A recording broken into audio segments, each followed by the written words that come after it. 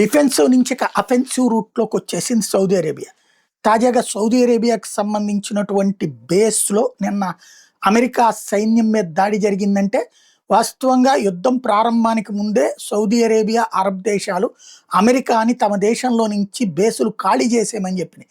Iran ఒత్తిడితో Iran మా మీద దాడులు చేస్తామంటోంది, మీ బేసులు మా దగ్గర ఉంటే మీరు రేపు పొద్దున ఇరాన్ మీద యుద్ధాన్ని ప్రారంభిస్తే వాళ్ళు బేసుల పేరుతో మీ మీద దాడి పేరుతో మా దేశం మీదకి వస్తారు.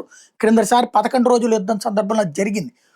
అప్పుడు అది మా సార్వభౌమాధికారానికి ప్రశ్న, మేము యుద్ధంలోకి దిగాలి, కానీ అది ప్రాణాంతకం కాబట్టి వద్దని చెప్పారు. ఇప్పుడు ఇరాన్ ఇప్పటికే అటు ఆయుధ అంటే వీళ్ళ బేస్లే కాకుండా ఇతర ఆయిల్ క్షేత్రాలు ఇవన్నీ కూడా ధ్వంసం చేస్తుంది.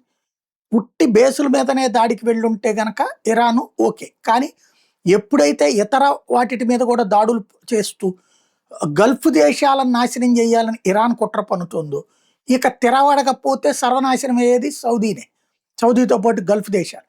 కాబట్టి ఇప్పుడు సౌదీ అరేబియా రంగంలోకి దిగుతోంది. ఇప్పటిదాకా ఏదైతే బేసులకి అమెరికా సైన్యం రావద్దు, అమెరికన్ విమానాలు వెళ్ళిపోవాలని చెప్పింది కాస్త ఇప్పుడు డైరెక్ట్గా పెట్టుకోమని చెప్తోంది, సైన్యాన్ని దించుకోమని చెప్తోంది, ఎదురుదాడి చేయమని చెప్తోంది, అవసరమైతే యుద్ధంలోకి దిగడానికి సిద్ధమవుతోంది.